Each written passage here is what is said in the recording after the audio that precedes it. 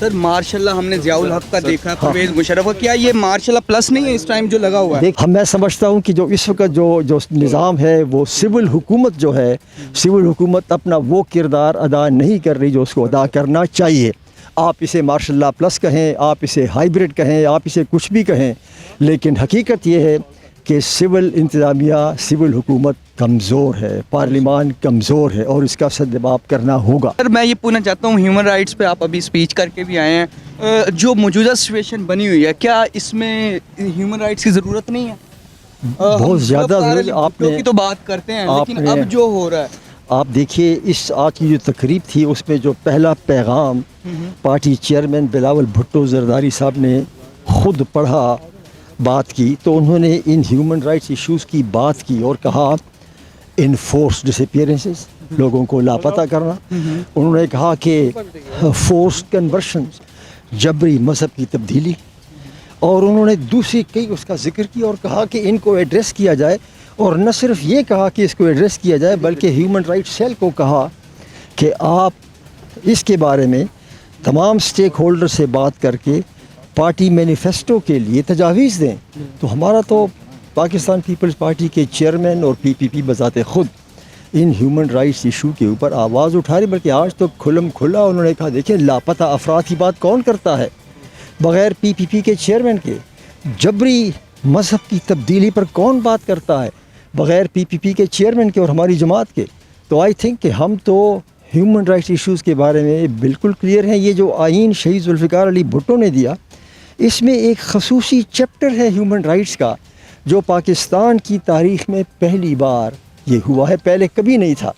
تو ہمیں اپنے ہیومن رائٹس ریکارڈ پر فخر ہے۔ دیکھیے، ضیاء الحق کا دور تھا، شہید ذوالفقار علی بھٹو کو پھانسی چڑھائے ہوئے ابھی 2 سال نہیں ہوئے تھے، اور فروری 1981 کا وقت تھا، اور تمام سیاسی جماعتوں نے 9 سیاسی جماعتوں کو مادر جمہوریت بیگم نصرت بھٹو نے کراچی میں اپنی رہائش گاہ پر اکٹھا کیا، 70 کلفٹن، اور پہلی بار مارشاء اللہ کے خلاف اعلامیہ جاری ہوا۔ آپ اندازہ لگائیں، 4 اپریل کو بھٹو کی شہادت ہوتی ہے، 16 فروری 1981 کو یہ اعلامیہ ہوتا ہے، تو وہ جو نفسیاتی بیریئر تھا مارشاء اللہ کے خلاف، وہ مادر جمہوریت کی سربراہی میں اس کو توڑ دیا گیا، اور جب وہ سائیکولوجیکل بیریئر ٹوٹا، اور جب یہ ساری سیاسی جماعتیں میں وہ سیاسی جماعتیں بھی شامل تھیں جنہوں نے بھٹو کو شہید کرنے میں کردار ادا کیا تھا، لیکن آپ دیکھیے کہ مادر جمہوریت نے ان سب کو اکٹھا کیا۔ وہ کہتی تھی کہ میں اکیلا ڈکٹیٹر سے مقابلہ نہیں کر سکتی، ڈکٹیٹرشپ پاکستان کی دشمن ہے، اور اگر میں نے اس دشمن کا مقابلہ کرنا ہے تو پھر میں اپنے سیاسی مخالفین کے ساتھ بھی ہاتھ ملاؤں گی، ایون اف انہوں نے میرے خاوند کو پھانسی چڑھایا۔ This was Hare narrative. آپ اس کو سمجھنے کی کوشش کریں، یہ فروری 1981 کی بات ہے۔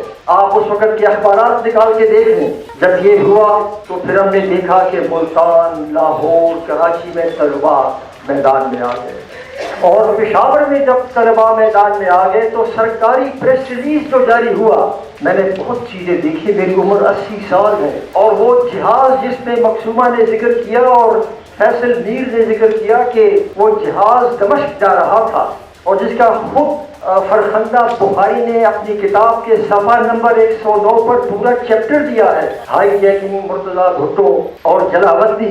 آپ کو علم نہیں ہوگا، شاید آپ کو بھی علم نہیں ہوگا، میں بھی اس جہاز میں تھا، تو میرا پرسپیکٹو ذرا تھوڑا سا مختلف ہے، اس لیے میں سیاسی کارکنوں سے اس انداز میں بات کر رہا ہوں جو میں بھی آپ کو بتا رہا ہوں۔ جب یہ ماحول بنا 9 سیاسی جماعتوں کے اکٹھ کے بعد، یہ ماحول جاننا اس لیے ضروری ہے کہ اگر آپ فرخندہ بخاری کی قربانیوں کا اور سیاسی کارکنوں کی قربانیوں کا समझना चाहते हो तो ये कॉन्टेक्स्ट जरूर समझो। जब तलबा एहतजाज करने लगे तो बलोचिस्तान हाई कोर्ट को भी हिम्मत हुई और उन्होंने एक पिटीशन एडमिट कर दी मार्शल लॉ के खिलाफ। एक बहुत बड़ा कदम था। उसके बाद 16 फरवरी को 1981 को ईसाइयों का पोप सरबराह कराची आता है, बम का धमाका होता है, एक शख्स हलाक होता है। निशाने पर पोप नहीं था, निशाने पर ज़ियाउल हक था। पोप को तो खबर तक नहीं हुई कि बम का धमाका हुआ, उसे तो उस वक्त इत्तला दी गई जो वो वापस पोलैंड जा चुका था। सो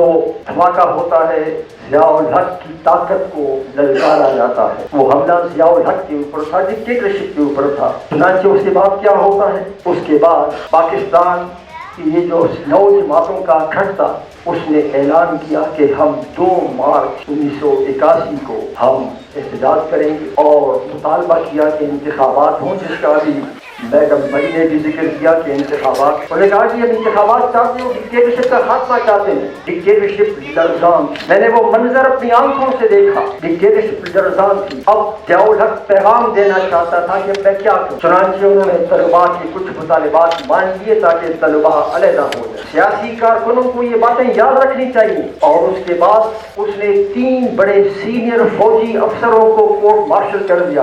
पैगाम ये देना चाहता था कि फौज के अंदर बगावत न हो। So he geared up, Ziaul हक geared up. Then what happened? All of a sudden 2 मार्च 1981 को PIA का तैयारा जो कराची से पेशावर आ रहा था वो अगवा होता है, वो काबुल लैंड करता है और अगवा करने वालों की जो तंजीम थी अल-जुल्फ़िकार ने उसका ओन किया। उसका पाकिस्तान पीपल्स पार्टी से कोई ताल्लुक नहीं था, लेकिन ज़ियाउल हक ने फिर उसको मैनिपुलेट ऐसे किया कि उसने जमहूरियत की रास्ते बंद कर दिए। लंबी दास्तान है कि कैसे उसने किया। जब 2 मार्च का हाई जेट का वाक़या हुआ और जहाज काबुल उतर गया तो उस वक्त हुकूमत की कोशिश ये थी कि ये जहाज काबुल से न उड़े, ताकि जितने दिन ये काबुल में रहेगा तो इनको ये मौका मिलेगा कि इस बात को एक्सप्लॉइट करें और पाकिस्तान पीपल्स पार्टी को बदनाम करें। और दुनिया की तारीख का आज तक वो लंबा तरीन हाई जैक था 13 दिन का, और ये मैनिपुलेट किया गया।